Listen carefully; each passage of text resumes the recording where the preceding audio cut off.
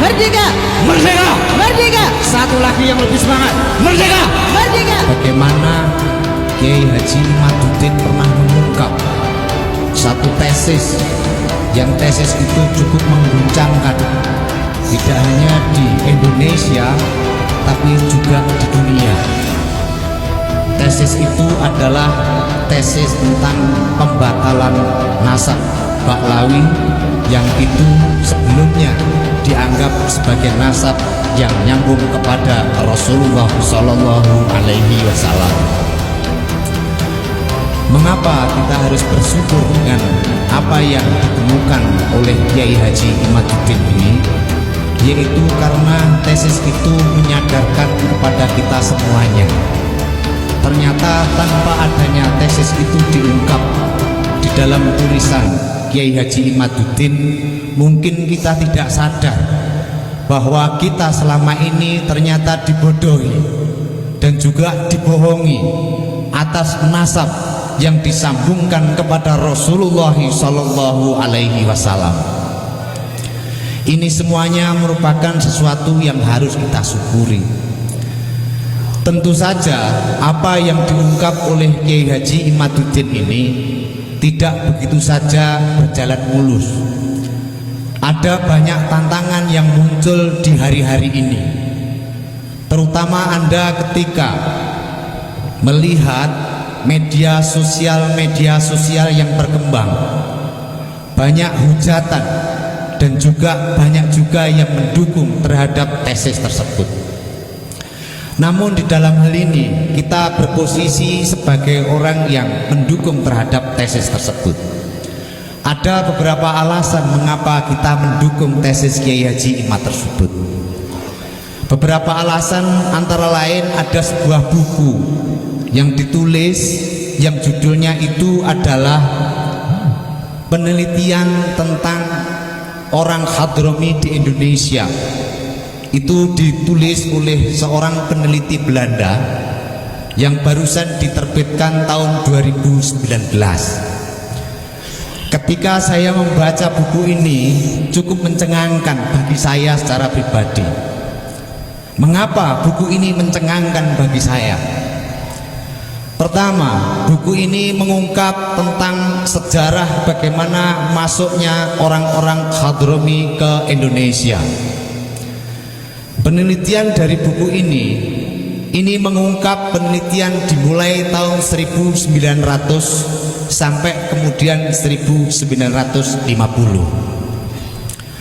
Migrasi orang-orang Hadromi ke Indonesia yang ditulis oleh buku ini beberapa gelombang.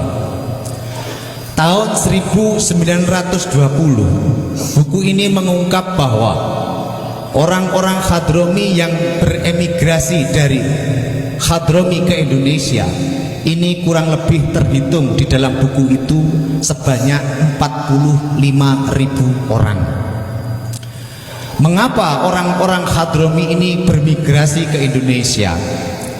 Alasan utama yang ditulis di dalam buku itu adalah bahwa di Hadromi ini terjadi beberapa paceklik.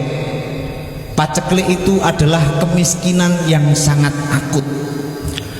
Ada banyak pencurian, ada banyak perampokan, ada banyak bandit yang beredar di sana, sehingga orang-orang Hadromi ini banyak dilanda kelaparan.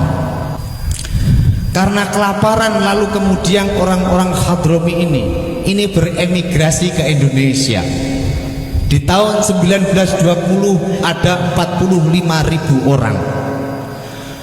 Jumlah ini terus meningkat.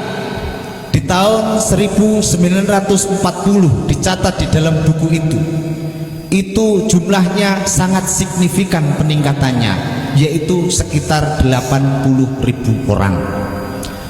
Lalu kemudian apa yang dilakukan oleh orang-orang Hadromi itu ketika mereka migrasi dari Hadromi ke Indonesia ini?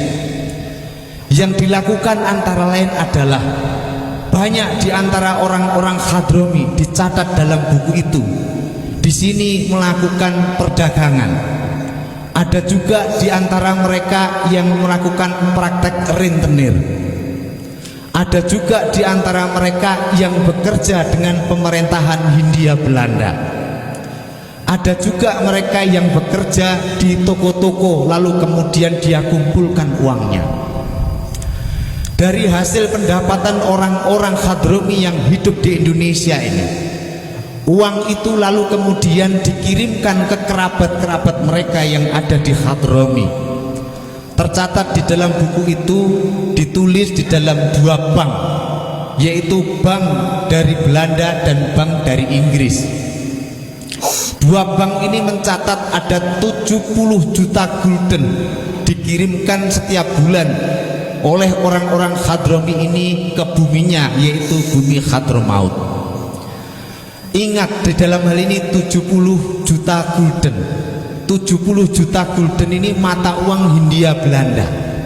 Ini saya perkirakan bahwa kayaknya di Hadromi mereka dilanda kemiskinan, bekerja di sini lalu kemudian mengirimkan uang ke kerabat mereka yang ada di Hadromi. Ini mirip seperti orang-orang TKW di Indonesia yang bekerja di luar negeri. Jadi orang-orang Hadromi kesini itu sebetulnya niatnya mencari nafkah, di mana di Hadromi mereka tidak menemukan untuk menghidupi keluarganya. Ini lalu kemudian meningkat terus sampai kemudian Indonesia merdeka. Ketika Indonesia merdeka tahun 1945, jumlah orang Hadromi ini meningkat terus. Di dalam buku itu dijelaskan bahwa tidak tercatat data statistik yang pasti, tapi jumlahnya sangat signifikan, yaitu sekitar 80 juta lebih, bahkan 100 ribu lebih, 100 ribu lebih. Lalu kemudian setelah Indonesia ini merdeka, orang-orang Hadromi ini lalu kemudian mereka mempunyai keinginan yang berbeda. Ada di antara orang-orang Hadromi yang hijrah ke Indonesia ini lalu kemudian membawa gelar-gelar dari bumi Hadromi ke Indonesia. Gelar itu adalah Sayyid dan mereka mengaku keturunan Rasulullah Shallallahu Alaihi Wasallam. Orang-orang yang mengaku keturunan Rasulullah ini lalu membentuk sebuah organisasi. Organisasi itu namanya Baklawi atau Robitoh Alawiyah. Di kemudian hari ternyata orang-orang yang hijrah dari Hadramaut ke Indonesia ini relasinya di antara orang-orang Hadromi ini ternyata tidak harmonis. Ada orang-orang Hadromi yang tidak setuju dengan gelar Sayyid yang dibawa oleh Robitoh Alawiyah. Ini lalu kemudian membentuk satu organisasi yang disebut dengan Jamiatul Khair.